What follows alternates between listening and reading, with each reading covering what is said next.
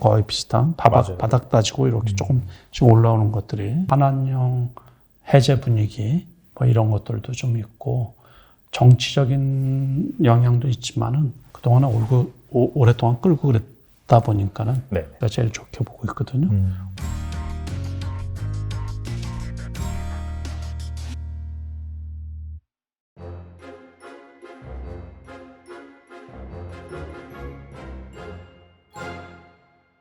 그리고 최근에 이 빈살망 망세자가 방한한 후에 40조 규모의 우리나라 MOU를 체결했잖아요. 사실 이게 이전부터 뭐 네옴시티다 그런 테마들이 돌긴 돌았어도 이게 그냥 테마지 실체는 없었다. 그때까지 그렇죠. 그런 의견이 지배적이었는데 이번에 이제 MOU 체결하고 그러면서 이제 수많은 뭐 관련 기업들이 나오면서 이게 정말 실체가 있는 것이 아니냐라고 하면서 시세를 줬었는데 최근에 약간 좀 잠잠한 모습이긴 해요. 그래서 대표님께서는 혹시 뭐 이런 것들이 이제 끝났다고 보시는지 아니면 앞으로도 끝난 건 아니죠, 이제. 원래 그러면서 뜬금없이 너무 많이 올라갔잖아요.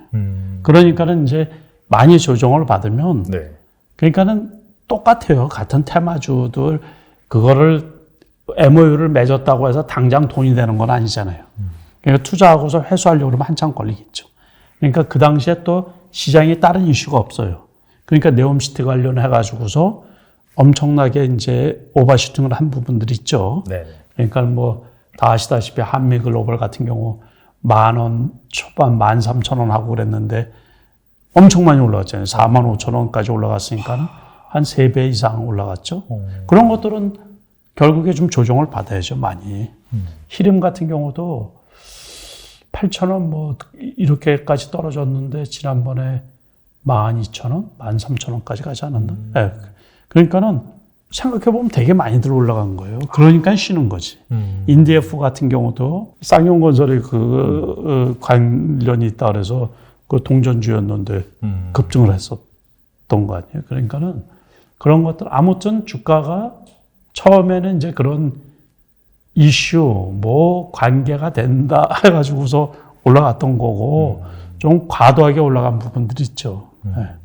그러니까 그런 것들이 그냥 죽어버리는 건 아니고, 이제 지금이 그런 시기예요. 그러니까 어떤 이슈로 해서 특히 가을에 10월 달 이후에 많이 올랐던 부분들이 어느 정도 제자리를 찾았다가 이제 잠잠해지고 있다가 이제 내년에 또 새로운 이슈가 있으면 새로운 거로 돈이 또 쏠리겠죠, 이제. 그렇죠. 이렇게 이익 실현한 부분들은 이익 실현을 하고, 그러니까는 이게 떨어졌다고 덥석 살 게 아니고 이제 그런 것들은 결국에 테마성 있는 종목들이잖아요.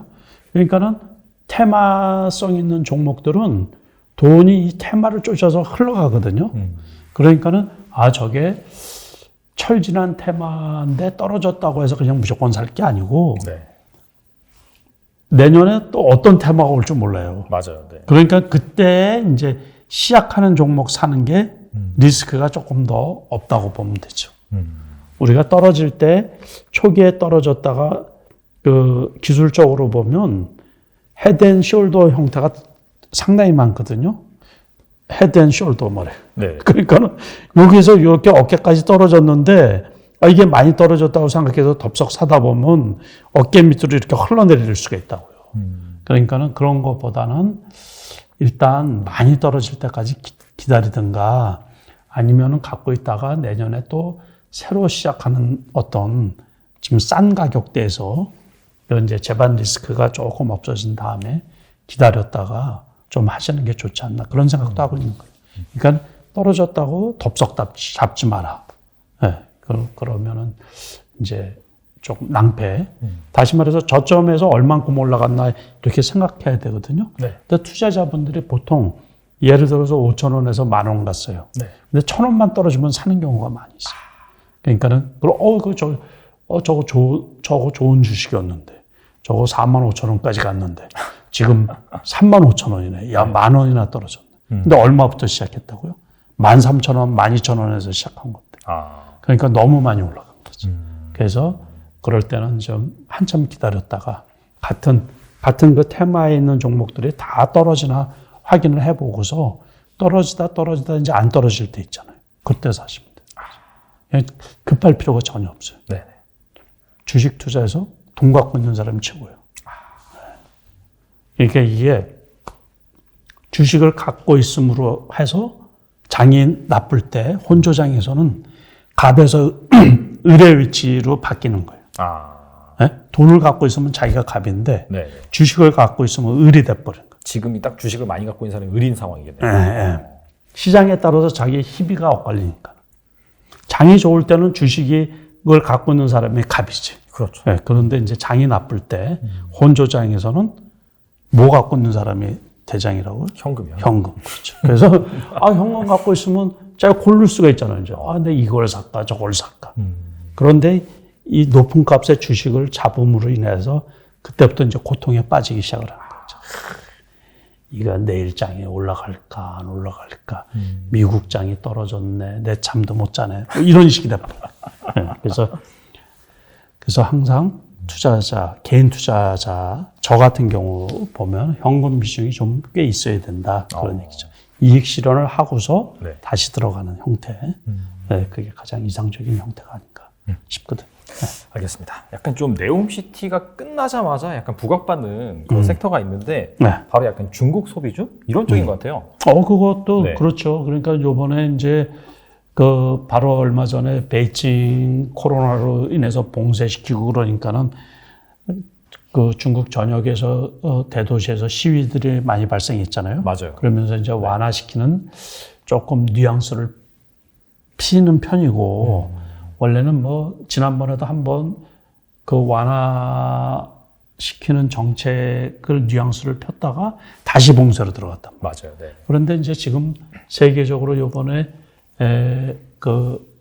카타르 월드컵에서도 우리가 보고 있지만 요즘에 우리도 식당 가면 전부 다 마스크 벗고 그냥 몰려가지고서 식사하고 그러거든요. 맞아요. 네, 그러니까 그러다 보니까는 지금 아직도 지금 우리나라 같은 경우 실내 마스크 착용은 해제하는 건 시기상조다 이 얘기도 질병본부에서 나오긴 나오는데 심리적으로도 조금 느슨해진 거는 맞죠, 지금. 맞아요. 그리고 네. 3차 접종까지는 웬만한 분들이 다 했고, 그래서 이게 중국도 결국에 쫓아가지 않을까 싶은 거예요. 그러다 보니까 이제 지난번에 그 뉴스가 요번 쉬는 기간에 어제 이제 그제 그런 뉴스가 좀 나오고 그러다 보니까 오늘 같은 경우는 화장품주들 네, 그런 것들이 좀 많이 올라간 편이거든요. 그러니까는 과거로 보면 리오프닝 관련주들 네. 네, 그런 쪽 항공주라든가 이제 여행업종, 호텔업종, 카지노업종 이런 것들 분명히 세계 경제에도 영향을 미치고 있죠. 그래서 이제 내년에는 생각보다 만약에 코로나 이 방역 정책을 중국에서 완화를 시키면 급격한 이제 세계 경기 침체는 없지 않느냐 그렇게 제가 보는 거예요. 그렇게 하면은 결국에 중국 소비재 쪽이라든가 원자재 쪽들도 조금 올라갈 가능성이 있죠. 회복되고 다시. 그러게요. 그러니까 철강이나 화학이나 뭐 이런 쪽도 어느 정도 살아날 가능성이 있지 않나 싶은 거예요. 그리고 중국도 지금 이제 내수도 침체되고 그러다 보니까 너무 고집스럽게 이제 이 강력한 봉쇄 정책 피기가 어려울 거예요. 그러니까 세계하고 발맞춰야 되지 않나 싶은 거예요. 그러다 보면은 주가 회복에도 긍정적 영향을 미칠 거로 보고 있거든요. 알겠습니다. 아무튼 간에 제로 코로나 완화 기대감, 그 다음에 중국에서 경기 부양책, 그 다음에 최근에 약간 한한령 해제? 약간 게임주 같은 경우에도 중국이랑 뭐 계약하고 그렇죠. 이벤트가 있더라고요. 그래서 사실 어떻게 본다면 여기가 좀 그동안 소외된 섹터라고 그렇죠. 볼 수 있는데. 콘텐츠 관련 업종들. 그렇죠. 이번에 많이 올라갔죠. 그래서 약간 좀 주목하고 있는 뭐 약간 주식이라든지 섹터 그런 게 있으신지 좀 궁금합니다. 그거 괜찮죠. 어쨌든 콘텐츠 관련 업종들. 네. 그쪽도 괜찮고, 엔터주들도 괜찮고. 그래서 의외로 하이브 같은 경우는 이제 바닥을 다지고, 몇몇 콘텐츠 업종들 같아요. 거의 비슷한. 바닥 다지고 이렇게 조금씩 올라오는 것들이. 그래서 다 괜찮아요. 제가 콘텐츠 업종이라고 한다면 약간 영화 제작사는 드라마 제작사 그런 쪽 말씀하시는 건가요? 뭐 약간 스튜디오 그렇죠. 뭐 쇼박스라든지 그런 쪽. 주로 쇼박스나 뭐 이렇게 드라마나 영화 제작하는 기업들. 드라마가 더 낫죠.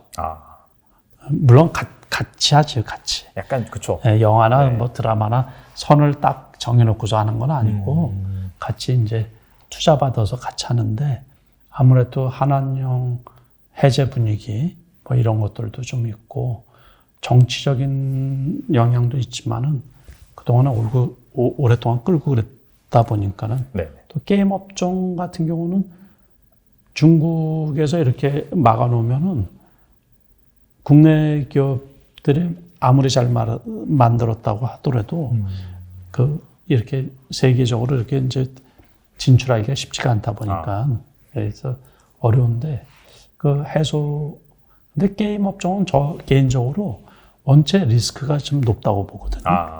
그리고서 그래도 이제 조금 덜 좋아하는 편이고 지금은 그러니까 코로나 시대 때는 이제 비대면이었고 지금은 대면 시대 아니에요.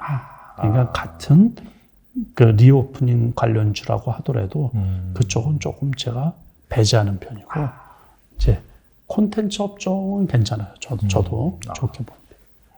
혹시 외국인 카지노 어떻게 보세요? 최근에 보니까 파라다이스라든지 뭐 GK의 흐름이 꽤 올라왔어요. 많이 좋아졌어요. 꽤 많이 올라왔어요. 그러니까 그거는 같이 맥락이 똑같은 거예요. 이제 리오프닝 관련주 하면서 카지노 회사들 있잖아요. 그 중에서는 이제 저도 파라다이스가 제일 좋게 보고 있거든요.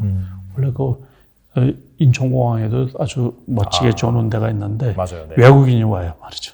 특히 중국인 중국인 해외 여행이 자유화돼야 되는데 아직은 그게 그렇지가 않으니까는 그 공항 가 보면 비행기는 만석이고 그러는데 공항은 썰렁해요. 면세점에 사람이 별로 없어서.